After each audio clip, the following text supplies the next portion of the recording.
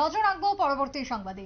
শান্তির বাজারের বিভিন্ন জায়গায় যোগাযোগ স্থাপন যাতে হয়, বন্যা কবলিত এলাকা থেকে যাতে ধীরে ধীরে পরিবেশ সুস্থ স্বাভাবিকের দিকে এগিয়ে যেতে পারে, তার জন্য প্রশাসন সাহায্য করছে, পূর্ত দপ্তর কাজ করে চলেছে।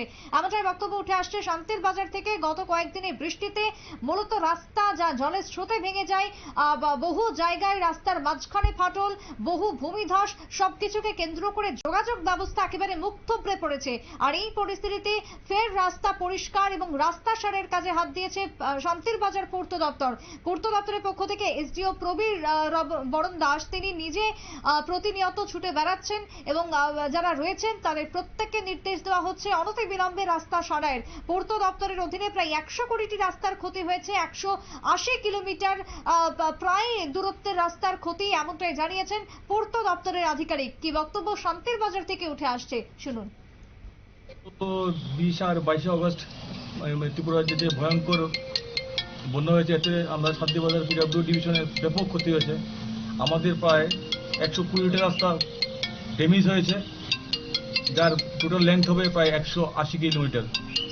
আমরা প্রথমে যে রুটগুলো ল্যান্ডস্লাইড হয়েছে, ব্লকেজ আছে, সেগুলো আমরা যুদ্ধকালীন তৎপরতা এগুলো ক্লিয়ার করার চেষ্টা করছি। তারপর থেকে আমাদের যে রুটগুলো ড্যামেজ হয়েছে সেগুলো রিস্টোরেশনের কাজ আমরা শুরু করব। আশা করি আমরা সেপ্টেম্বরের মধ্যেই সবগুলো রাস্তা আবার রিস্টোরেশন করতে পারবো।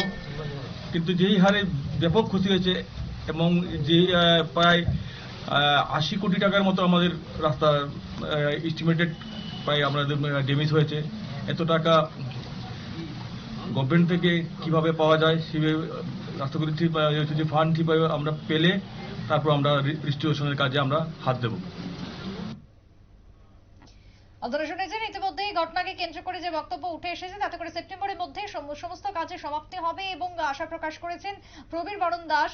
বন্যায় পূর্ত দপ্তরের যে ক্ষতি তার পরিমাণ প্রায় 80 কোটি টাকার মতো হবে এবং রাজ্য সরকার সেই অর্থ বরাদ্দ করবে, এমনটাই পূর্ত দপ্তরের পক্ষ থেকে দপ্তরের আধিকারিক প্রবীর বরণ দাস তিনি জানিয়েছেন। অনতিবিলম্বে রাস্তা সারাইয়ের জন্য মাঠে নেমেছে শান্তির বাজারে পূর্ত দপ্তর।